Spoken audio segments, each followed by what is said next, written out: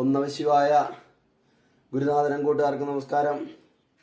നമ്മൾ കഴിഞ്ഞ ക്ലാസ്സിൽ രാശികളുടെയൊക്കെ സ്വഭാവങ്ങൾ അല്ലെങ്കിൽ അതിനെ ഈ ഇപ്പോഴത്തെ പ്രത്യക്ഷ സമൂഹമായിട്ട് എങ്ങനെ കോർത്തിണക്കണം, അല്ലെങ്കിൽ രാശികളിലൂടെ മനുഷ്യന്റെ സ്വഭാവത്തെ എങ്ങനെ മനസ്സിലാക്കണം എന്ന രീതിയിലൊക്കെ നമ്മൾ പഠിച്ചു. അത് ഗ്രൂപ്പിലെല്ലാവരും പറഞ്ഞു കേൾപ്പിക്കണം. അടുത്തത് നമുക്ക് രാശികളുടെ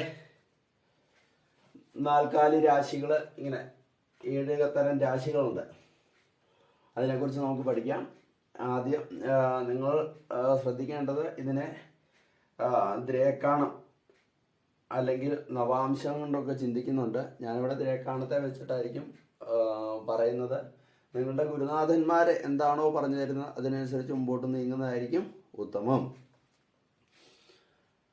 അപ്പൊ ആദ്യം നമുക്ക് ചതുഷ്പാത് രാശികൾ ഏതൊക്കെയാണെന്ന് ആദ്യം പഠിക്കാം.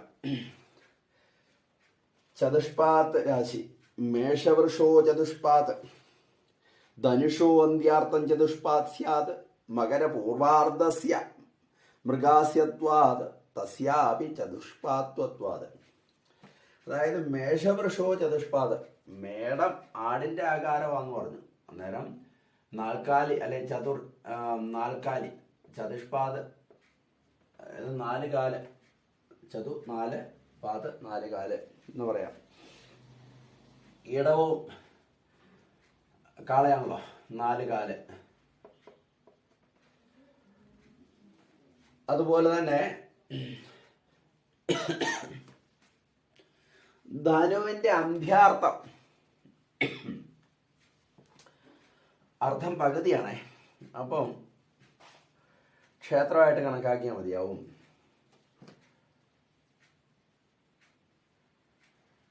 ധനുവിന്റെ അന്ത്യാർത്ഥം വൃശ്ചികം ധനുവിന്റെ ഇത് 15 degree, 1 to 15 degree, 15 to 30 degree. അപ്പൊ അന്ത്യാർത്ഥം എന്ന് പറയുമ്പോൾ ഇതാണ് ചതുഷ്പാത്.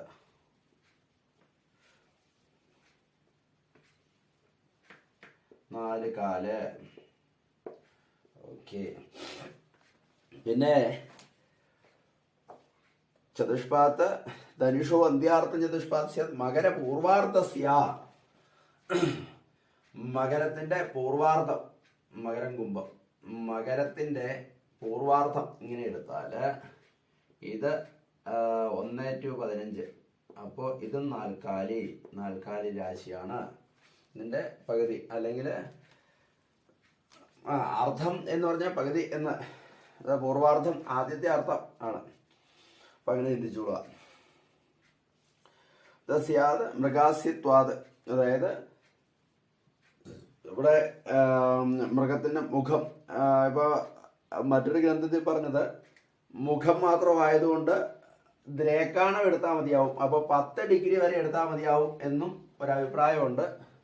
1 to 10 ഡിഗ്രി, 1 to 1 ഡിഗ്രി മുതൽ 10 ഡിഗ്രി വരെയാണ് ഒരു ദ്രേക്കാണം. ആദ്യത്തെ ദ്രേക്കാണം മാത്രം എടുത്താൽ മതി. അതായത് മാനിന്റെ മുഖമുള്ള ആ ഭാഗം മാത്രം നാൽക്കാലിയായിട്ട് എടുത്താൽ മതിയാവും എന്ന് മറ്റൊരു ഗ്രന്ഥത്തിൽ വായിച്ചിരിക്കുന്നു. അങ്ങനെ ചതുഷ്പാത് രാശികള് ഇത്രമാണ്. ഇനി നമുക്ക് മനുഷ്യരാശികൾ പഠിക്കാം.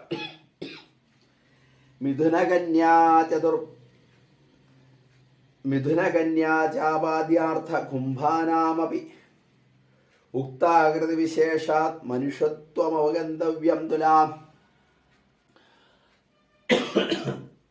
അന്നേരം മനുഷ്യരാശിക്ക് 2 കാല് എന്ന് എഴുതുള്ളൂ. ഇപ്പൊ 4 കാല് എന്ന് എഴുതിയ പോലെ.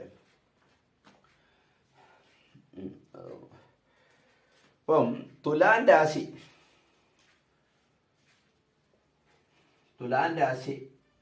2 കാല് ചതുഷ്പാത്ത്. തുലാൻ രാശി മിഥുനം കന്നി, മിഥുനം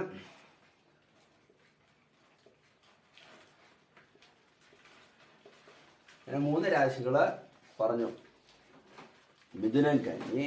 ധനുവിന്റെ ആദ്യ ഭാഗം ഇവിടെ ധനുവിന്റെ 1 ഇത് 2 കാല്. ധനുവിന്റെ ആദ്യ ഭാഗം അല്ലെങ്കിൽ അപ്പൊ ക്ഷേത്രമായിട്ട് കരുതിയാൽ മതി, അല്ല ഹോരയായിട്ട് കരുതിയാൽ മതി, ദ്രേക്കാണമായിട്ട് എടുക്കണ്ട എന്നാണ് പറയുന്നത്. ധനുവിന്റെ ആദ്യ ഭാഗം കുംഭൻ രാശി 2 കാല്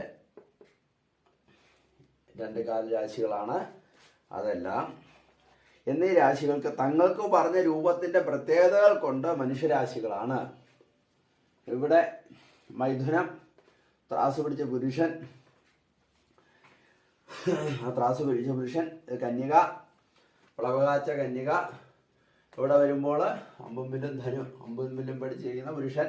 അപ്പൊ ഇതെല്ലാം രാശികൾക്ക് പറഞ്ഞ ഭാഗങ്ങളായതുകൊണ്ട് ഇരിക്കാല് കുംഭം ധരിച്ച പുരുഷൻ. അപ്പൊ അത് അങ്ങനെ. പിന്നെ സരീസൃപ രാശികൾ അല്ലെ കീടരാശികൾ അല്ലെ വിഷരാശികൾ എന്നൊക്കെ പറയാം, അല്ലെങ്കിൽ ഉരകരാശികൾ എന്നൊക്കെ പറയുന്ന ഒരു സംഭവം. അത് സരീസൃപ രാശികൾ കർക്കിടകസ്യ കുളീരത്വാത്, കീടസ്യ വൃശ്ചികത്വാത്, അന്ത്യസ്യ മീനത്വാത് ച സരീസൃപത്വം. അതിന്റെ പ്രമാണമാണ് പറഞ്ഞത്. കർക്കിടകൻ ഞണ്ടിന്റെയും, അപ്പോ കർക്കിടകൻ രാശി, ഉരകരാശി, കർക്കിടകം, ഉരകം എഴുതാം, അല്ല സരീസൃപം തന്നെ എഴുതാം.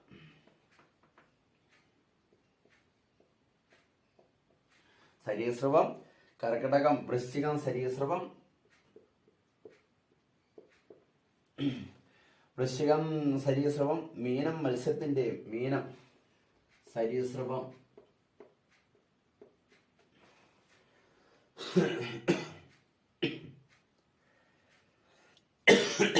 അപ്പൊ കുളീര മകരാന്ത്യർത്ഥ അല്ല കർക്കിടകസ്യ കുളീരത്വാത്, കീടസ്യ വൃശ്ചികത്വാത്, അന്ത്യസ്യ മീനത്വാത്, അവസാനത്തെ മീനവും സരീസൃപത്വം. മീനൻ രാശിയും ഉരകരാശികൾ അല്ലെങ്കിൽ കീടരാശികൾ സരീസൃപ രാശികളാകുന്നു. ഇനി ജലരാശികള് കുളീരമക മകരാന്ത്യാർത്ഥമീനാനാം ജലനിലയത്വാത് ജലരാശിഹേ. കുളീരം കർക്കിടകം ജലരാശി, കർക്കിടകം. മകരത്തിന്റെ 2ാം പകുതി, മകരത്തിന്റെ ആദ്യ പകുതി, 2ാമത്തെ പകുതി, അതായത് 15 ഡിഗ്രി ടു 30 ഡിഗ്രി ജലരാശി, ജലസത്വം എന്നാണല്ലോ പറഞ്ഞേക്കുന്നത്. അപ്പോൾ ആ സത്വം കിടക്കുന്നത് ജലത്തിലായതുകൊണ്ട് ജലരാശി.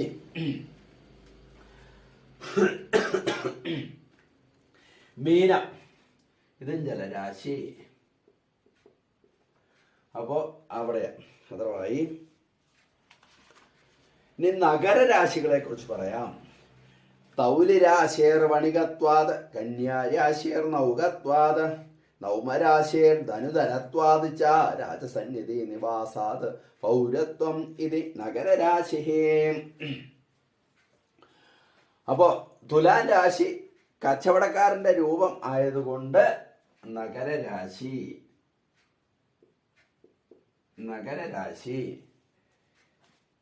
കന്നിരാശി തോണിയിലിരിക്കുന്ന രൂപമായതുകൊണ്ട് അതും നഗരരാശി. അപ്പൊ അതിന്റെ ഇതെന്ന് പറഞ്ഞു കഴിഞ്ഞാൽ ടൗണുകൾ ഏരിയയിലാണ് ഈ കച്ചവടം ഒക്കെ നടക്കുന്ന ആ രീതി കൊണ്ടാണ് നഗരരാശി എന്ന് ഉദ്ദേശിക്കുന്നത്. ഈ നഗരത്തിലോട്ടുള്ള ട്രാവലിങ് ആയതുകൊണ്ടാണ് ഈ നൗക വന്നതുകൊണ്ടാണ് അപ്പൊ അവിടെ നഗരരാശി എന്ന ഇത് കൊടുത്തിരിക്കുന്നത്. അതാണ് പ്രത്യേകം പറഞ്ഞത്. കന്യാരാശിയർ നൗകത്വാത്, നൗക അവിടെ വന്നത് കൊണ്ടാണ് അവിടെ നഗരരാശിയായത്. നൗമരാശിയർ ധനു ധരത്വാത്, ഇത് 1, 8, 9.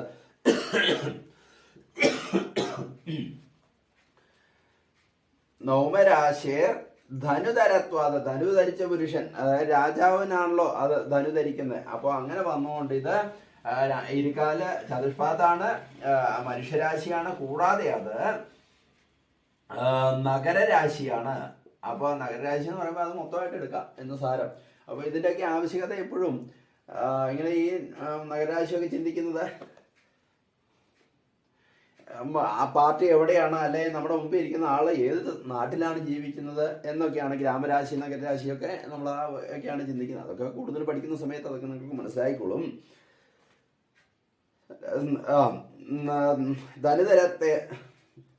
ധനുരാശി നവമരാശിയർ ധനുതരത്വാദിച്ച രാജസന്നിധി നിവാസാത്, രാജസന്നിധിയിൽ നിവാസിക്കുന്നതായതുകൊണ്ട് നിവാസാത് പൗരത്വം, രാജാക്കന്മാരാണ് ഈ അമ്പും വില്ലും ധരിച്ചിരിക്കുന്നത്. അതുകൊണ്ട് ആണ് നഗരരാശി, ഇത് നഗരരാശി ആയത് എന്ന് സാരം.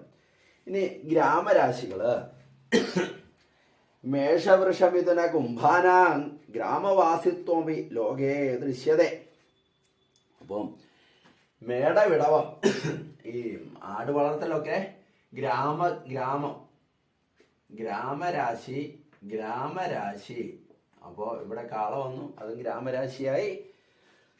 ആട് വന്നു, ഗ്രാമരാശിയായി. മിഥുനം, അതും ഇവിടെ മൈഥുന അല്ലെ കർഷകര് ദമ്പതികള് എന്നൊക്കെ പറഞ്ഞ ആ ഒരു ഇത് വെച്ചിട്ട് ഗ്രാമം. പിന്നെ മിഥുനം കുംഭം ധരിച്ച പുരുഷൻ, ഗ്രാമം,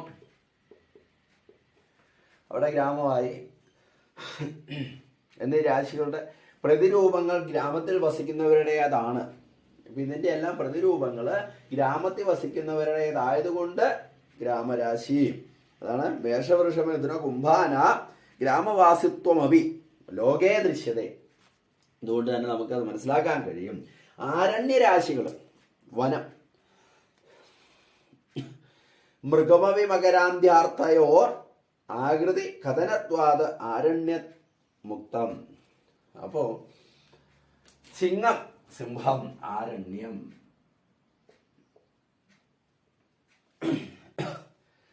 മകരത്തിന്റെ ആദ്യാർത്ഥം. അപ്പോ മകരത്തിന്റെ ആദ്യം ഇവിടെ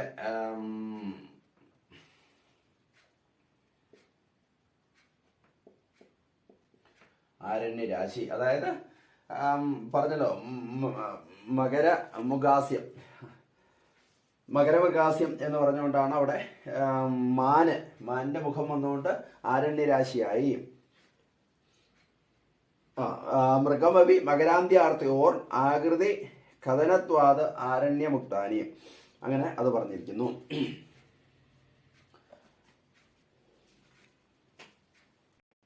ശുഭനിമിത്തമന്യേന ശ്ലോകേന മത്സ്യാവിധി സൂചിത. ഈ മത്സ്യോ ഘടി നിർവചനം എന്ന് പറയുന്ന ശ്ലോകത്തില് മത്സ്യവും എന്ന് പറയുന്നത് കൊണ്ട് ശുഭനിമിത്തങ്ങളെയും സൂചിപ്പിച്ചിരിക്കുന്നു എന്നും ആചാര്യം പറയുന്നു. മത്സ്യാവിധി ജലചര മാംസയുഗളം. മത്സ്യം എന്ന് പറഞ്ഞു കഴിഞ്ഞാല് മത്സ്യവും എന്നതുകൊണ്ട് ജലജന്തുക്കളെ, ശുഭശകുനങ്ങളെയാണ് നമ്മളിവിടെ പറയുന്നത് കേട്ടോ. മത്സ്യവും എന്നുകൊണ്ട് ജലജന്തുക്കൾ മാംസം ഇരട്ടയായിട്ടുള്ളവ, അതായത് ദ്വയാർത്ഥം വരുന്ന വാക്കാണെന്ന് അദ്ദേഹം പറഞ്ഞു. രണ്ടുപേര് ഒരുമിച്ച് വരിക, അല്ലെങ്കിൽ രണ്ട് ഒരുമിച്ച് കാണുന്ന ഏത് നിമിത്തങ്ങളും നമുക്ക് ശുഭനിമിത്തങ്ങളായിട്ട് കരുതാം. എല്ലാത്തിനും കേട്ടോ ഒരുമിച്ച് ഇരട്ടകളായി വരുന്നത്. അതുപോലെ മാംസം കാണുക, ജലജന്തുക്കൾ, ഇതിനെയൊക്കെ കാണുന്നത് ശുഭനിമിത്തമാണ്. അതുപോലെ തന്നെ ഘടി ഇത് പൂർണ്ണകുംഭധരഹ, പൂർണ്ണകുംഭം എടുത്തു വരുന്നവനും, അതായത് നിറകുടവുമായി ഒരാള് വെള്ളവും എടുത്തു വരുന്നത് ഘടി എന്ന് പറയുന്നതുകൊണ്ട് പൂർണ്ണകുംഭം. നമ്മുടെ രാശിയിൽ പറഞ്ഞിരിക്കുന്ന കാലിക്കുടവായിട്ട് നിൽക്കുന്നു എന്നതാണ്. പക്ഷെ ഇവിടെ പറയുന്നു പൂർണ്ണകുംഭവുമായി, അത് തന്നെ പറയും. ഇത് ഘടി ഇത് പൂർണ്ണകുംഭധരഹ, പൂർണ്ണകുംഭവും ധരിച്ചു വരുന്നവനും ശുഭനിമിത്തമാണ്. നിറമുദനം ഇത് നിറയുഗ്മം. അടുത്ത നിറമുദനം എന്ന് പറഞ്ഞിട്ടുണ്ട്. മിഥുനം രാശിയിലാണല്ലോ പറഞ്ഞേക്കുന്നത്. അപ്പൊ പുരുഷനും സ്ത്രീയും ഭാര്യാഭർത്താക്കന്മാരും അല്ലെങ്കിൽ കവിതാക്കളൊക്കെ ഒരുമിച്ച് നമ്മളെവിടെയെങ്കിലും ശുഭയാത്രയ്ക്ക് പോകുമ്പോഴോ അതല്ലാത്ത പക്ഷം എവിടെയെങ്കിലും കാണുകയോ അല്ലെങ്കിൽ ഫലം പറയുന്ന സമയത്ത് ഇതിനെയൊക്കെ കാണുമ്പോൾ ശുഭം എന്ന് പറയണം. സഗതം ഇത് ഗദാ ഖഡ്ഗാദി സ്വകീയായുധാരി പുരുഷ എന്ന് പറഞ്ഞു കഴിഞ്ഞാല് സഗതം എന്ന് പറഞ്ഞാൽ ഗദ, മൃദംഗം മുതലായ തങ്ങളുടെ തന്നെ ആയുധങ്ങള്. ഇപ്പം ഇറച്ചി വെട്ടുകാരൻ ഇറച്ചി വെട്ടുന്ന കത്തിയായിട്ട് വന്നു കഴിഞ്ഞാൽ ശുഭം. പക്ഷേ ഒരു പൂജാരി വാക്കത്തിയായിട്ട് വന്നു കഴിഞ്ഞാൽ അത് അശുഭമാണ് വേണം ചിന്തിക്കാം. അതാണ് പറഞ്ഞത്, തങ്ങളുടേതായിട്ടുള്ള ആയുധം എടുത്തു വരുന്നവർ. സഗതമിതി ഗദാ ഖഡ്ഗാദി സ്വകീയ ആയുധധാരി പുരുഷ, തങ്ങളുടേതായിട്ടുള്ള തന്നെ തങ്ങളുടെ എന്താണ് ജോലി അതിന് പറ്റുന്ന, അതായത് തൊഴിലിന് വേണ്ട ഉപകരണമായി വരുന്ന പുരുഷൻ എന്ന് സാരം. അതായത് ഇപ്പം പോകുന്ന വഴിക്ക് തൊഴിലുറപ്പുകാരെ കണ്ട അതും ശുഭമാണെന്ന് പറയാം. അല്ലെങ്കിൽ ഒരാൾ ജോലിക്ക് വരുന്നു, നമ്മൾ ഫലം പറയാനുള്ള സമയത്ത് ഒരാൾ ജോലിക്ക് പോകുന്ന കാണുന്നു, അല്ലെങ്കിൽ നമ്മുടെ പ്രശ്നം വെച്ചിരിക്കുന്ന സമയത്ത് ആയുധവും ധരിച്ച് കയറി വരുന്നു, പക്ഷെ അത് അയാളുടെ സ്വന്തം തൊഴിലിനുമായി ബന്ധപ്പെട്ടാണ് വരുന്നതെങ്കിൽ അതും ശുഭമാണെന്ന് പറയാം, മറ്റത് അശുഭവും. ചാവി സഗതം കഴിഞ്ഞു. സവീണം.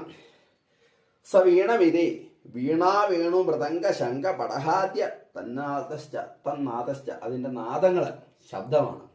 അതായത് ശബ്ദങ്ങൾ കേട്ടാലും ഫലം പറയാമെന്ന് പറയുന്നു. സവീണം എന്ന് പറയുന്നുണ്ട്. വീണ, ഓടക്കുഴല്, ശംഖ, ചെണ്ട മുതലായവയും അവയുടെ ശബ്ദങ്ങളും ഒക്കെ നല്ല നിമിത്തങ്ങളാണ്. ഇപ്പം നമ്മൾ എന്തിനും ഫലം പറയുന്നത്, ശംഖനാദം കേൾക്കുക, അല്ല ഓടക്കുഴലിൻ്റെ വായന, ചിലപ്പം ഫോണിൻ്റെ റിംഗ് ടൂൺ ആയിരിക്കും.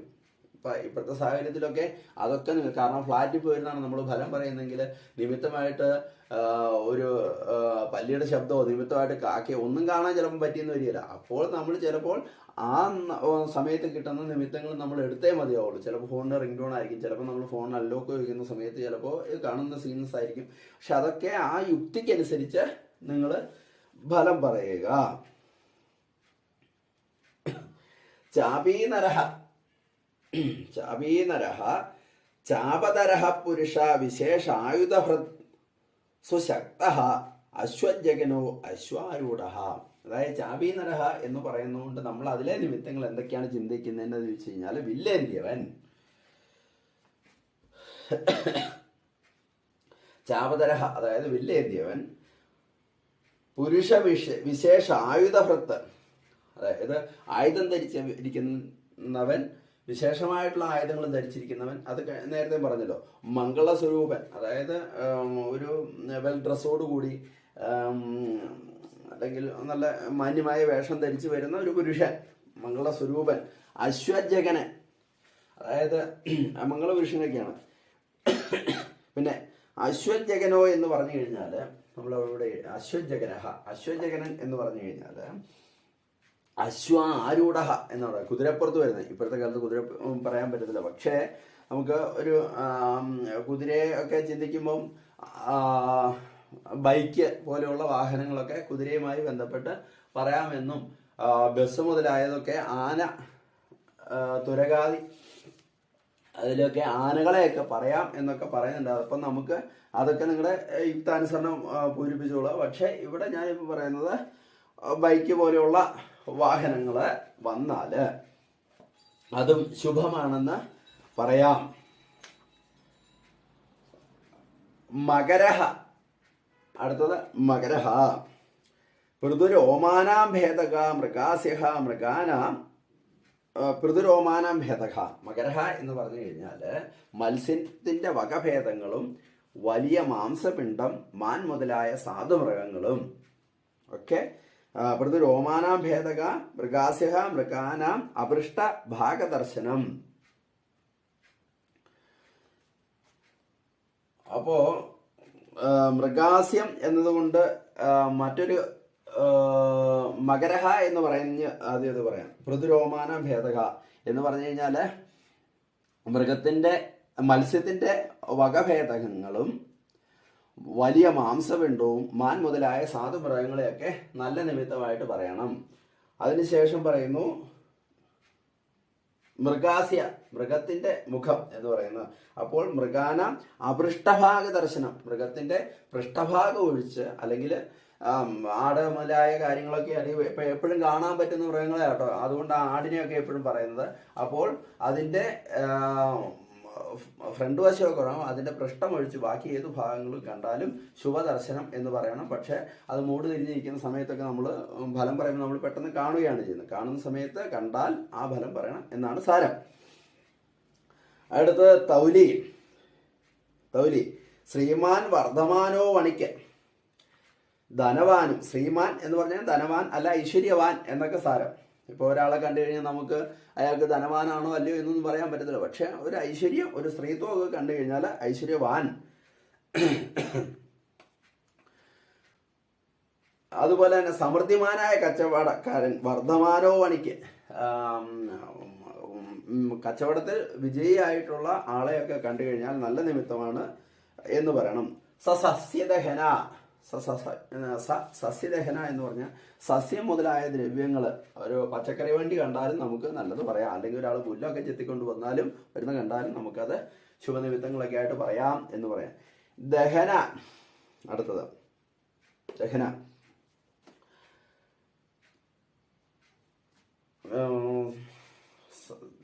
സസ്യദഹന എന്ന് പറഞ്ഞാൽ അതിൻ്റെ അകത്ത് തന്നെ ആ ദഹന എന്ന് വന്നപ്പോൾ ദഹന ശബ്ദേന ജ്വലത അഗ്നി, ജ്വലിക്കുന്ന അഗ്നിയും. കെട്ട് തീ ആളി കത്തുന്നത് ശുഭം, കനല് അശുഭം എന്ന് ചിന്തിക്കാം. അപ്പോൾ ജ്വലിക്കുന്ന അഗ്നി എന്ന് പറയുന്നുണ്ട്.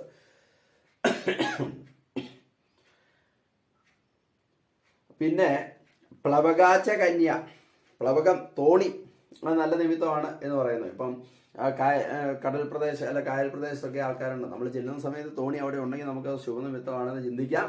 അതിനകത്ത് കടവിൽ അത് കണ്ടില്ല എന്നുണ്ടെങ്കിൽ അത് അശുഭമാണ് എന്ന് നമുക്ക് ചിന്തിക്കാം. ആ സമയത്ത് പരിഹാരങ്ങളോ അല്ലെങ്കിൽ രാമനാമമൊക്കെ ജപിക്കുകയൊക്കെ ചെയ്യുമ്പോൾ അതൊക്കെ യുക്താനുസരണം പരിഹാരമൊക്കെ ചെയ്ത് കഴിയുമ്പോൾ അതിനൊക്കെ മാറ്റം ഉണ്ടാവും എന്നൊക്കെ നമുക്ക് അവിടെ പറയാം.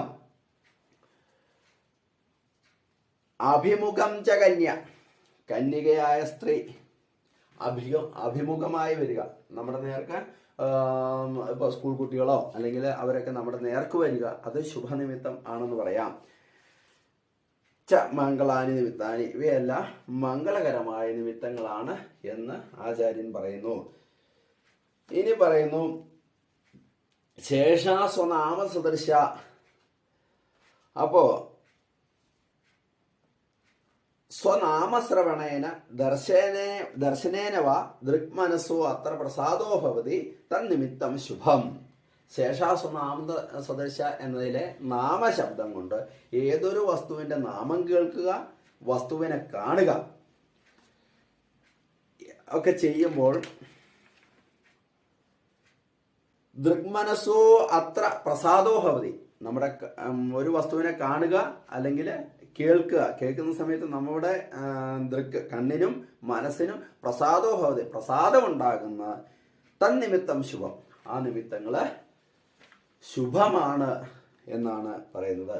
ഈ ഭട്ടോൽക്കലാചാര്യം പറയുന്നു ദൃക്മനസ്സോ പ്രീതികരം പ്രശ്നേ സന്ദർശനം യതി ശ്രവണം മംഗല്യദ്രവ്യാണാം ഭവതി ശുഭം നിർദ്ദിശേത് തത്ര. അതായത് ദൃക്മനസ്സോ പ്രീതികരം പ്രശ്നം വെക്കുന്ന സമയത്ത് കണ്ണിനും മനസ്സിനും പ്രീതികരമായിട്ടുള്ള സന്ദർശനം യതി ശ്രവണം, പ്രീതികരമായിട്ടുള്ളവ കാണുക അല്ലെങ്കിൽ കേൾക്കുക. കേൾക്കുക, മംഗല്യദ്രവ്യങ്ങൾ ചെയ്താൽ, അത് ശുഭകരമായ വസ്തുക്കളെ കണ്ടാൽ എന്ന് ശുഭനിർദ്ദേശേത്, അല്ലെങ്കിൽ മംഗലവസ്തുക്കളെ അഷ്ടമംഗല്യങ്ങളെ ഏതെങ്കിലുമൊക്കെ കണ്ടാലോ അല്ലെങ്കിൽ കേട്ടാലോ, അല്ലെങ്കിൽ നല്ല ശ്രവണങ്ങൾ കേട്ടാലോ, നല്ല വാർത്തകൾ കേട്ടാലോ, അല്ലെങ്കിൽ ഏതൊരു വസ്തുവിൻ്റെ നല്ല വാക്കുകൾ കേൾക്കുമ്പോൾ നമ്മുടെ മനസ്സിന് പ്രീതിയോ തൃപ്തിയോ ഒക്കെ തോന്നുന്ന എന്തും ശുഭമാണ് എന്ന് നമുക്ക് പറയാമെന്ന് ആചാര്യൻ പറയുന്നു. നാമശബ്ദേന ഗൗണനാമാനി ഗൃഹ്യന്തേ.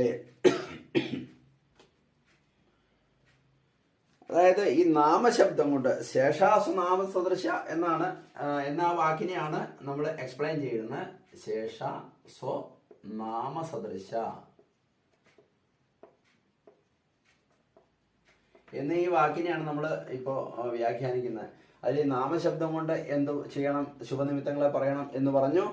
അടുത്തത് നാമശബ്ദേന അർദ്ധധ്വനി ഉണ്ടാക്കുന്ന ശബ്ദങ്ങളെയും ചിന്തിക്കണം. എങ്ങനെയാണെന്ന് വെച്ചാല് ഛേദനം പ്രശ്നകാലേ ദൃശ്യതേ ചേത് പൃഷ്ടകാരസ്യാപി തത് സാദൃശ്യം ഭവതി ഛേദനം ഭവതി വിനാശോ ഭവതി ഇത്യർത്ഥഃ. അതായത് പ്രശ്ന സമയത്ത് എന്തെങ്കിലും മുറിക്കുന്നത് കണ്ടാൽ അതാണ് ഛേദനം പ്രശ്നകാലേ ദൃശ്യതേ ചേത്. പ്രശ്ന സമയത്ത് ആരെങ്കിലും എന്തെങ്കിലും ഒരു പേപ്പർ കീറുകയോ അല്ലെങ്കിൽ തൊടി വെട്ടുകയോ അല്ലെങ്കിൽ ഒരു പറിച്ചു കളയുന്ന ഒക്കെ കണ്ടു കഴിഞ്ഞാലൊക്കെ ഛേദനം പ്രശ്നകാലേ ചേത് പൃഷ്ടകാരസ്യാപി സാദൃശ്യം ഭവതി, അതിനനുസരിച്ച് പൃഷ്ടകന്റെ അവസ്ഥയും നമ്മൾ പറയണം. അതാണ് ആദ്യമേ പഠിച്ച ഇപ്പോൾ പ്രശ്നമാർഗത്തിലൊക്കെ പറയുന്നത് നിമിത്തത്തിനാണ് മുഖ്യ പ്രാധാന്യം. അതിനുശേഷമാണ് രാശിയിലോട്ട് വരുന്നത്. ഏത് മനുഷ്യൻ എന്ത് ചെയ്യാൻ പോകുമ്പോഴും ആ അന്തരീക്ഷവും ആ ഭൂമിയും ആ കാലാവസ്ഥയൊക്കെ ഓരോരോ നിമിത്തങ്ങൾ നമുക്ക് നൽകുമെന്ന് പല പല ഗ്രന്ഥങ്ങളിലായി ആചാര്യന്മാർ പറഞ്ഞിട്ടുണ്ട്. അതുകൊണ്ടാണ് പറയുന്നത് തത് സാദൃശ്യം ഭവതി, അങ്ങനെ സംഭവിക്കും. ഛേദനം ഭവതി വിനാശോ, അതെ മുറിച്ചു കളയുന്നതായിട്ടാണെങ്കിൽ അതിന് വിനാശവും, കൂട്ടിച്ചേർക്കുക അല്ല ഒട്ടിക്കുക, ഇപ്പം ബുക്ക് പൊതിയുക അല്ലെങ്കിൽ അങ്ങനെ കൂട്ടിച്ചേരുകൾ രണ്ടുപേരും കൈ ചേർത്ത് പിടിക്കുക അല്ലെങ്കിൽ അങ്ങനെയൊക്കെ ഉള്ള നിമിത്തങ്ങളൊക്കെ ആണെങ്കിൽ അത് ശുഭവുമായിരിക്കും എന്ന് ആചാര്യൻ പറയുന്നു. സ്വനാമസദൃശ. ഇനി അടുത്ത സ്വനാമസദൃശ, അതിനെ ആ വാക്കിനെ മറ്റൊരു രീതിയിലും കൂടെ ചിന്തിക്കാം. എങ്ങനെ? സ്വസംജ്ഞാസദൃശ പും നാമാനഃ പുംസാം ശുഭഃ ശ്രീനാമാനഃ ശ്രീണാശുഭഃ ഏതദുക്തം ഭവതേ. അതായത് എന്തുകൊണ്ട് തങ്ങളുടെ നാമങ്ങൾക്ക് സദൃശമായത് എന്നും ചിന്തിക്കാം. പുരുഷനാമം പുരുഷന്മാർക്ക്, സ്ത്രീനാമം സ്ത്രീകൾക്ക് ശുഭമാണ്. അതായത് ഇപ്പം കുഞ്ഞുണ്ടാകുന്ന കാര്യമൊക്കെ ആയിട്ട് വന്നു, അല്ലെങ്കിൽ അതുമായിട്ടുള്ള പ്രശ്നങ്ങൾ, ഇതൊക്കെ ഓരോ സാഹചര്യത്തിനനുസരിച്ച് യോജിപ്പിക്കുകയാണ് അതിൻ്റെ ഉത്തമം. അപ്പോൾ ഒരു മോഷണം പോയി, അന്നേരം ഒരു പുരുഷന്റെ നാമം കേൾക്കുന്നെങ്കിൽ നമുക്ക് ഈ മറ്റേ രാശികളൊക്കെ പറഞ്ഞല്ലോ, അവിടെയൊക്കെ കണ്ടതിന് ശേഷം ഇതിന് രാശിയാണ് നമ്മൾ പ്രശ്നം വെച്ച് അവിടം വരെ എത്തി, എന്നെ രാശിയൊക്കെ കണ്ടുപിടിച്ചു. ഇനി നമ്മൾ ചിന്തിക്കുകയാണ് ഇത് ആണാണോ പെണ്ണാണോ, അപ്പോൾ ആണ് ഒരു ആണിന്റെ പേര് കേൾക്കുക അല്ലെങ്കിൽ ആണിന്റെ ശബ്ദം കേൾക്കുക, അങ്ങനെയൊക്കെ ഉള്ള നിമിത്തങ്ങൾ കണ്ടാൽ തീർച്ചയായിട്ടും പറയാം അതൊരു ആണാണ് എടുത്തുകൊണ്ട് പോയത്. അല്ല കുഞ്ഞുണ്ടാകുന്ന കാര്യമൊക്കെ ആയിട്ട് ബന്ധപ്പെട്ട് വരുമ്പോഴത്തേനും അത് ആൺകുഞ്ഞാണോ പെൺകുഞ്ഞാണോ എന്നൊക്കെ സ്വസംജ്ഞാസദൃശ അതൊക്കെ കണ്ടാൽ നമുക്കത് തങ്ങളുടെ നാമങ്ങൾക്ക് സദൃശമായത് എന്ന്. പുരുഷനാമം പുരുഷന്മാർക്ക്, സ്ത്രീനാമം സ്ത്രീകൾക്ക് ശുഭമാണ്. ഇനി ഒരു ചേച്ചിയാണ് പ്രശ്നം വെക്കാൻ, അല്ല ഒരു പെൺകുട്ടിയുടെ കല്യാണവുമായി ബന്ധപ്പെട്ട് വരുന്ന സമയത്തൊക്കെ ഒരു പെണ്ണിന്റെ പേരോ അല്ലെ കാര്യങ്ങൾ മംഗളകരമായ കാര്യങ്ങളൊക്കെ ഉണ്ടെങ്കിൽ നമുക്ക് തീർച്ചയായിട്ടും പെണ്ണിന്റെ കല്യാണം നടക്കും എന്നൊക്കെ നമുക്ക് പറയാം എന്ന് ആചാര്യം പറയുന്നു.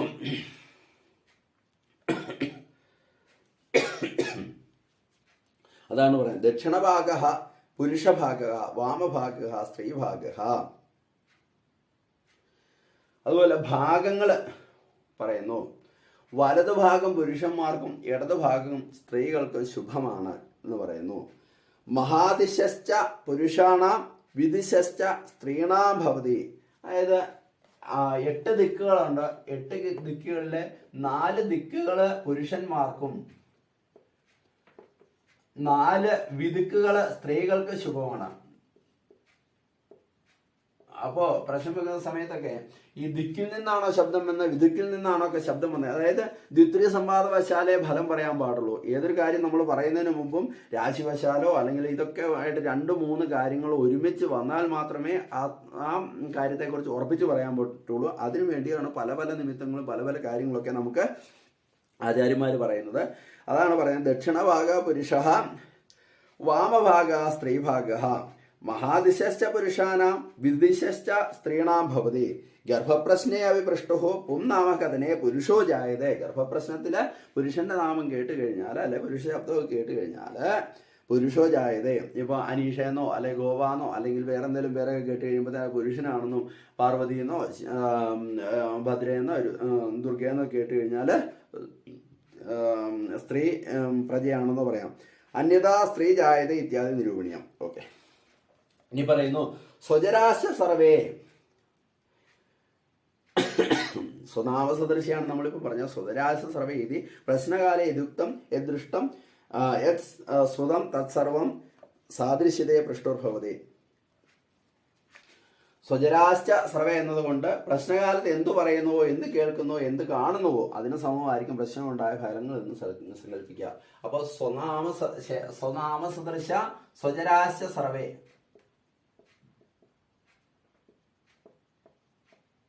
ഈ രണ്ട് വേടിലായിട്ട് ആചാര്യൻ നമുക്ക് നിമിത്തങ്ങൾ മൊത്തവും പറഞ്ഞു തന്നിരിക്കുന്നു എന്ന് പറയാം. സ്വജരാഹ സ്വപക്ഷജരാഹ ഏതദുക്തം ഭവതി വിവാഹപ്രശ്നേ യാദൃശ്യതി കന്യാ ദൃശ്യതേ താദൃശ്യ കന്യായ വിവാഹ സന്തതി പ്രശ്നേ ഏതോ യാദൃശഃ പുരുഷോ ദൃശ്യതേ സ്ത്രീ വാ താദൃശഃ പുരുഷോ അങ്കനാവാ ജായതേ വക്തവ്യം. അതായത് സ്വജര എന്നതുകൊണ്ട് സ്വപക്ഷജര എന്ന് സങ്കല്പിക്കാം.